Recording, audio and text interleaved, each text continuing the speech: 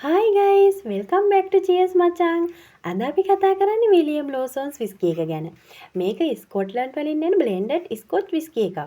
William ලෝසන්ස් කියන්නේ smooth taste එකකට famous brand එකක්. හෙවි ස්මෝකි ටේස්ට් එකක් නැති නිසා බිගිනර්ස්ලටත් ඊසි ඩ්‍රින්ක් එකක් කියලා කියන්න පුළුවන්. ඩේලි ඩ්‍රින්ක් කැටගරි එකේ ගොඩක් පොපියුලර් විස්කි එකක්. කලර් එක ගෝල්ඩන් ඇම්බර් ටෝන් එකක්. ග්ලාස් එකට පුව කරද්දි ක්ලාසි ලුක් එකක් එනවා. බෝටල් එක ඕපන් කරද්දි ලයිට් ඇපල්, වැනිලා සහ කැරමල් වගේ ස්වීට් ඇරෝමාස් එනවා.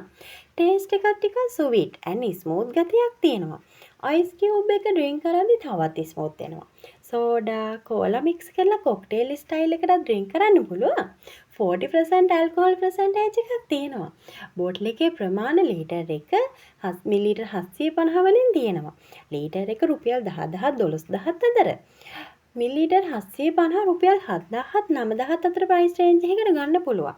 බෝටල් එකේ ඩිසයින් එකත් සිම්පල් බට් ක්ලාසික් ලුක් එකක් තියෙන නිසා බාර් ෂෙල්ෆ් එකේ තිබ්බත් ලස්සනයි. ඕවරෝල් බලද්දි ප්‍රයිස් එකට හොඳ ක්වොලිටි ස්කොච් විස්කි එක්ස්පීරියන්ස් එකක් දෙන්න පුළුවන් බොටල් එකක් තමයි විලියම් ලෝසන්ස් කියන්නේ. මේ වගේ තවත් වීඩියෝස් බලන්න චියර්ස් මචන් channel එක subscribe කරන්න. චියර්ස්!